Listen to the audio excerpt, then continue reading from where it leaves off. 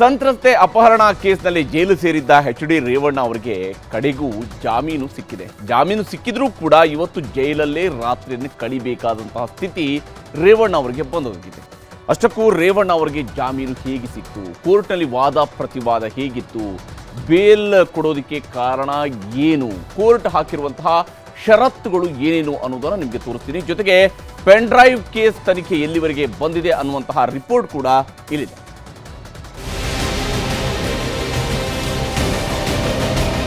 ಮಾಜಿ ಸಚಿವ ಎಚ್.ಡಿ. ರೇವಣ್ಣಗೆ ಕೊನೆಗೂ ರಿಲೀಫ್ ಸಿಕ್ಕಿದೆ. ಕೆಆರ್ ನಗರದಲ್ಲಿ ಸಂತ್ರಸ್ತ ಮಹಿಳೆ ಅಪಹರಣ ಕೇಸ್ನಲ್ಲಿ ಜಾಮೀನು ಸಿಕ್ಕಿದೆ. 6 ದಿನಗಳಿಂದ ಜೈಲುವಾಸದಲ್ಲಿದ್ದ ಮಾಜಿ ಸಚಿವ ಎಚ್.ಡಿ. ರೇವಣ್ಣರಿಗೆ ಜನಪ್ರತಿನಿಧಿಗಳ ವಿಶೇಷ ಕೋರ್ಟ್ ಜಾಮೀನು ಮಂಜೂರು ಮಾಡಿದೆ.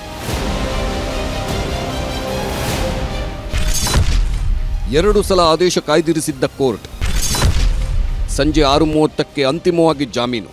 ಬೆಳಿಗ್ಗೆ 11:40 ಜನಪ್ರತಿನಿಧಿಗಳ ಕೋರ್ಟ್ನಲ್ಲಿ ಜಾಮೀನು ಅರ್ಜಿ ವಿಚಾರಣೆ ಶುರುವಾಯಿತು. ಮಧ್ಯಾಹ್ನ 2:40 ವಾದ ಪ್ರತಿವಾದ ಆಲಿಸಿದ ನ್ಯಾಯಪೀಠ ಆದೇಶವನ್ನ ಕಾಯ್ದಿರಿಸಿತ್ತು. ಮತ್ತೆ ಸಂಜೆ ವಾದ ಪ್ರತಿವಾದ ಆಲಿಸಿ ಸಂಜೆ 5 ಗಂಟೆಗೆ ತೀರ್ಪು ನೀಡೋದಾಗಿ ಹೇಳಿತ್ತು. ಕೊನೆಗೆ ಸಂಜೆ 6:30ಕ್ಕೆ ಜನಪ್ರತಿನಿಧಿಗಳ ಕೋರ್ಟ್ ನ್ಯಾಯಮೂರ್ತಿ ಸಂತೋಷ್ ಗಜಾನನ್ ಭಟ್ ಅವರ ಪೀಠ ಅಪಹರಣ ಕೇಸ್ನಲ್ಲಿ ಷರತ್ತು ವಿಧಿಸಿ ಜಾಮೀನು ಕೊಟ್ಟಿದೆ.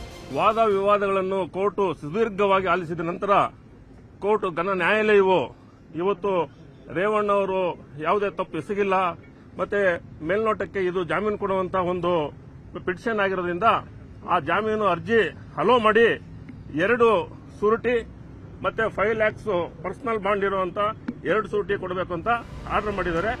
ಎಚ್.ಡಿ. ರೇವಣ್ಣಗೆ ಅಪಹರಣ ಪ್ರಕರಣದಲ್ಲಿ ಜನಪ್ರತಿನಿಧಿಗಳ ಕೋರ್ಟ್ 7 ಷರತ್ತುಗಳನ್ನು ಹಾಕಿದೆ. 1. ಸಾಕ್ಷ್ಯಾಧಾರಗಳನ್ನು ನಾಶಗೊಳಿಸಬಾರದು. 2. ಸಾಕ್ಷಿದಾರರನ್ನೂ ಸಂಪರ್ಕಿಸಬಾರದು. 3. ಇಬ್ಬರ ಶ್ಯೂರಿಟಿ 5 ಲಕ್ಷ ಬಾಂಡ್ ಕೊಡಬೇಕು. 4. ಬೆಂಗಳೂರು ಬಿಟ್ಟು ಎಲ್ಲೂ ಹೋಗಬಾರದು. 5. ಹೊರ ಜಿಲ್ಲೆಗೆ ಹೋಗೋಕ್ಕೂ ಕೋರ್ಟ್ ಅನುಮತಿ ಕೇಳಬೇಕು. 6.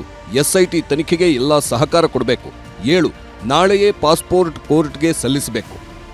ಹೀಗೆ ಜನಪ್ರತಿನಿಧಿಗಳ ಕೋರ್ಟ್ ಎಚ್.ಡಿ. ರೇವಣ್ಣ ಬಿಡುಗಡೆಗೆ ಷರತ್ತುಗಳನ್ನು ವಿಧಿಸಿದೆ. ರೇವಣ್ಣಗೆ ಜಾಮೀನು ಸಿಕ್ತಿದ್ದಂತೆ ಜೆಡಿಎಸ್ ಕಾರ್ಯಕರ್ತರು ಸಂಭ್ರಮಿಸಿದ್ರು. ಹಾಸನದಲ್ಲೂ ಪಟಾಕಿ ಸಿಡಿಸಿ ಸಿಹಿ ಹಂಚಿ ಖುಷಿಪಟ್ಟರು. ಅಂದಹಾಗೆ ರೇವಣ್ಣಗೆ ಜಾಮೀನು ಕೊಡಿಸುವ ವಿಷಯದಲ್ಲಿ ಇವತ್ತು ಕೋರ್ಟ್ನಲ್ಲಿ ವಾದ ಪ್ರತಿವಾದಗಳು ಜೋರಾಗಿತ್ತು. ರಾಜ್ಯ ಸರ್ಕಾರದ ಪರ ಎಸ್ಪಿಪಿ ಜಾಯ್ನಾ ಕೊಠಾರಿ ವಾದ ಮಾಡಿದ್ರು. ಪ್ರಕರಣದಲ್ಲಿ ಶಿಕ್ಷೆಯ ಪ್ರಮಾಣ ಹೆಚ್ಚಿದೆ, ಜಾಮೀನು ನೀಡಬಾರದು. 2ನೇ ಆರೋಪಿ ಹೇಳಿಕೆ ಪಡೆಯಲಾಗಿದೆ. ಸಂತ್ರಸ್ತೆ ವಿಡಿಯೋ ಬಿಡುಗಡೆ ಮಾಡಲಾಗಿದೆ. ತನಿಖಾ ವರದಿಯನ್ನ ವರದಿ ಸಲ್ಲಿಸಿ ಎಂದು ಜಡ್ಜ್ ಹೇಳುತ್ತಲೇ ಸೀಲ್ಡ್ ಕವರ್ನಲ್ಲಿ ತನಿಖಾ ವರದಿ ಸಲ್ಲಿಸಲಾಯಿತು. ಸಿಡಿಗಳಲ್ಲಿ ಸಂತ್ರಸ್ತೆ ಹೇಳಿಕೆ ದಾಖಲಿಸಿದ ಕಾಪಿ ಸಲ್ಲಿಸಲಾಯಿತು. ಆಗ ನಮಗೂ ಒಂದು ಕಾಪಿ ಕೊಡಿ ಎಂದು ಕೇಳಿ ಪಡೆದು ರೇವಣ್ಣ ಪರ ವಕೀಲರು ವಾದ ಮುಂದುವರೆಸಿದ್ರು. ಎಸ್ಪಿಪಿ ಜಾಯ್ನಾ 364A ಸೆಕ್ಷನ್ ಬಗ್ಗೆ ದೆಹಲಿ ಹೈಕೋರ್ಟ್ ಆದೇಶ ಉಲ್ಲೇಖ ಮಾಡಿದ್ರು. ಕಿಡ್ನಾಪ್ ಪ್ರಕರಣದಲ್ಲಿ ಜೀವಾವಧಿ ಶಿಕ್ಷೆ ವಿಧಿಸಬಹುದು. ಮತ್ತೊಬ್ಬ ಆರೋಪಿ ನಾಪತ್ತೆಯಾಗಿದ್ದಾನೆ.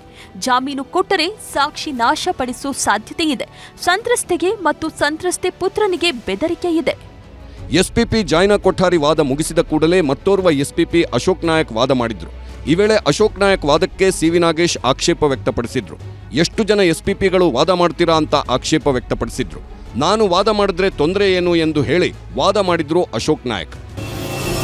ಇದು ಕಿಡ್ನಾಪ್ ಕೇಸ್. ಪ್ರಕರಣದಲ್ಲಿ ಸಾಕಷ್ಟು ಸಂತ್ರಸ್ತೆಯರಿದ್ದಾರೆ. ದೂರುದಾರನಿಗೆ ಎಲ್ಲಾ ವಿಚಾರ ಗೊತ್ತಿರಲ್ಲ. ಎಷ್ಟು ಗೊತ್ತಿದೆಯೋ ಅಷ್ಟು ಕೊಟ್ಟಿದ್ದಾನೆ. ದೂರುದಾರನಿಗೆ ಸಂತ್ರಸ್ತೆ ಅಜ್ಜಿ, ಮೊಮ್ಮಕ್ಕಳು ಇದ್ದಾರೆ ಅಂತ ಕರೆದುಕೊಂಡು ಹೋಗಿದ್ದಾರೆ. ರೇವಣ್ಣ ಆಪ್ತ ಸಹಾಯಕನ ತೋಟದ ಮನೆಯಲ್ಲಿ ಇಟ್ಟಿದ್ದಾರೆ. 4-5 ದಿನ ಕರ್ಕೊಂಡು ಹೋಗಿ ಬಿಡೋದೇ ಇಲ್ಲ. ಹೀಗೆ ವಾದ ಮಾಡುತ್ತಿದ್ದ ಎಸ್ಪಿಪಿ ಅಶೋಕ್ ನಾಯಕ್ ಪ್ರಜ್ವಲ್ ರೇವಣ್ಣ ನಾಪತ್ತೆ ಕೇಸ್ ಬಗ್ಗೆಯೂ ಪ್ರಸ್ತಾಪ ಮಾಡಿದ್ರು. ಪ್ರಜ್ವಲ್ ನಾಪತ್ತೆ ಆಗಿದ್ದಾರೆ. ಯಾವಾಗ ವಿಮಾನ ಬುಕ್ ಮಾಡ್ದ, ಯಾವಾಗ ಹೋದ, ಅವರ ಅಪ್ಪ ಅಮ್ಮ ಈಗ ಹೇಳ್ತಾರ. ರಾಜತಾಂತ್ರಿಕ ಪಾಸ್ಪೋರ್ಟ್ನಲ್ಲಿ ಹೋಗಿದ್ದಾರೆ. ನಮ್ಮ ದೇಶದ ಬಗ್ಗೆ ಸಂಬಂಧಿಸಿದಂತೆ ಹೋಗಿದ್ದಾರೆ. ಯಾವ ಕಾರಣಕ್ಕಾಗಿ ದೇಶ ಬಿಟ್ಟು ಹೋಗಿದ್ದಾರೆ.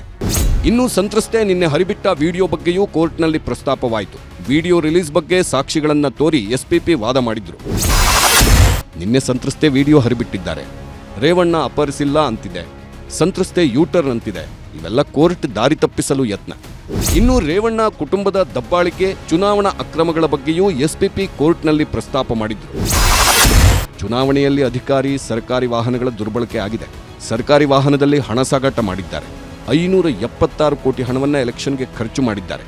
ಇಂಥವರನ್ನ ಬೇಲ್ ಮೇಲೆ ಬಿಟ್ಟರೆ ಏನಾಗಬಹುದು?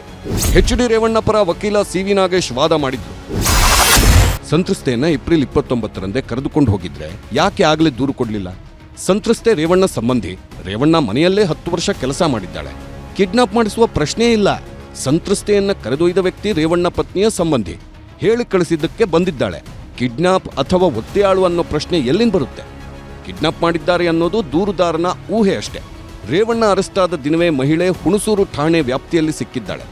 ಪ್ರಜ್ವಲ್ ಮೇಲೆ ಆರೋಪ ಮಾಡಿದ್ದಾಳೆ ಹೊರತು ರೇವಣ್ಣ ಮೇಲೆ ಯಾವುದೇ ಆರೋಪ ಮಾಡಿಲ್ಲ. CRPC 161 ಹೇಳಿಕೆಯಲ್ಲಿ ರೇವಣ್ಣ ಮೇಲೆ ಯಾವುದೇ ಆರೋಪ ಮಾಡಿಲ್ಲ. ಹೀಗೆ ವಾದ ಮಾಡುತ್ತಿದ್ದ CV ನಾಗೇಶ್ ನಿನ್ನೆ ವೈರಲ್ ಆದ ಸಂತ್ರಸ್ತೆ ವಿಡಿಯೋ ಅಸಲಿತನದ ಬಗ್ಗೆಯೇ ಪ್ರಶ್ನೆ ಮಾಡಿದ್ರು. ಸಂತ್ರಸ್ತೆ ತನ್ನ ಸಂಬಂಧಿಕರ ಮನೆಯಲ್ಲಿ ಇದ್ದೆ ಅಂತ ಹೇಳಿಕೆ ನೀಡಿದ್ದಾರೆ. ಅದು ಕಿಡ್ನಾಪ್ ಆಗೋದಕ್ಕೆ ಹೇಗೆ ಸಾಧ್ಯ ಎಂದರು. ರೇವಣ್ಣ 6 ಸಲ MLA ಆಗಿದ್ದವರು. ಕಾನೂನಿಗೆ ತಲೆಬಾಗುತ್ತಾರೆ. ಜಾಮೀನು ಮಂಜೂರು ಮಾಡಿ ಎಂದು ಮನವಿ ಮಾಡಿದ್ರು CV ನಾಗೇಶ್. ಎರಡೂ ಕಡೆ ವಾದ ಪ್ರತಿವಾದ ಆಲಿಸಿ ನ್ಯಾಯಮೂರ್ತಿಗಳು ಜಾಮೀನು ಮಂಜೂರು ಮಾಡಿದ್ರು. ಜಾಮೀನು ಕೊಡಲು ಪ್ರಮುಖವಾಗಿ 5 ಕಾರಣಗಳನ್ನ ಪ್ರಸ್ತಾಪಿಸಿದ್ರು. 1. ಸಂತ್ರಸ್ತೆಯನ್ನ ಬಲವಂತವಾಗಿ ಅಪಹರಿಸಿದ್ದಕ್ಕೆ ಸಾಕ್ಷಿಗಳಿಲ್ಲ. 2. ಆರೋಪಿನೇ ಕಿಡ್ನಾಪ್ ಮಾಡಲು ಹೇಳಿದ್ದಕ್ಕೂ ಸಾಕ್ಷಿ ಇಲ್ಲ. 3. ದಾಖಲೆಗಳು ಡಿಜಿಟಲ್ ಸಾಕ್ಷಿಗಳನ್ನು SIT ಒದಗಿಸಿಲ್ಲ. 4. ಬಂಧಿತರು ನೊಂದವರ ದೂರುಗಳಷ್ಟೇ ಸಾಕ್ಷಿಗಳಾಗಲ್ಲ. 5. ರಿಮಾಂಡ್ ಅರ್ಜಿ FIRನಲ್ಲೂ ಸಾಕಷ್ಟು ಲೋಪಗಳಿವೆ. ಸದ್ಯಕ್ಕೆ ರೇವಣ್ಣಗೆ ಜಾಮೀನು ಸಿಕ್ಕಿದ್ರೂ ಜೈಲು ಅಧಿಕಾರಿಗಳಿಗೆ ಆದೇಶ ಸಿಕ್ಕಿಲ್ಲ. ಇವತ್ತು ರಾತ್ರಿ ಜೈಲಲ್ಲೇ ರೇವಣ್ಣ ಕಾಲ ಕಳಿಬೇಕು. ನಾಳೆ ಬೆಳಿಗ್ಗೆ ಕೋರ್ಟ್ ಆದೇಶ ತಲುಪುತ್ತಿದ್ದಂತೆ HD ರೇವಣ್ಣ ಜೈಲಿನಿಂದ ರಿಲೀಸ್ ಆಗಲಿದ್ದಾರೆ.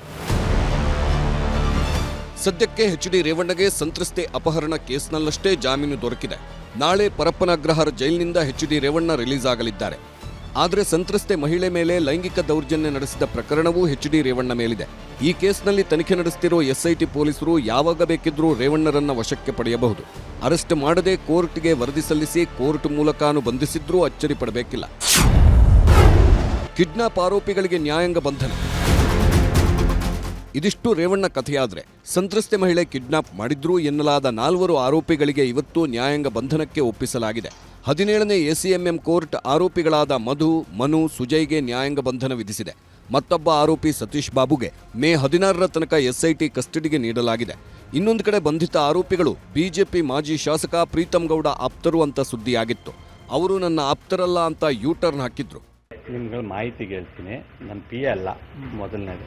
ಎರಡನೇದಾಗಿ ನನ್ನ ಕಚೇರಿಯಲ್ಲಿ 45ಕ್ಕಿಂತ 50 ಜನ ಹೆಚ್ಚು ಸಿಬ್ಬಂದಿಗಳು ಕೆಲಸ ಮಾಡ್ತಾರೆ. ಅದರಲ್ಲಿ ಯಾರೋ ಒಬ್ಬ ವ್ಯಕ್ತಿ ಅವನ ಹತ್ರ ವಿಡಿಯೋ ಇದ್ರೆ ಅಥವಾ ಅವನ ಹತ್ರ ಪೆನ್ ಡ್ರೈವ್ ಇದ್ರೆ ಅಥವಾ ಕಂಪ್ಯೂಟರಲ್ಲಿ ಹಾಕಿ ನೋಡಿದ್ರೆ ಅದನ್ನ ಅಪರಾಧ ಅಂತ ಹೇಳಿದ್ರೆ ನನಗೆ ಅಪರಾಧದ ಇದಕ್ಕೆ ನನಗೆ ಯಾವುದೂ ಮಾಹಿತಿ ಇಲ್ಲ.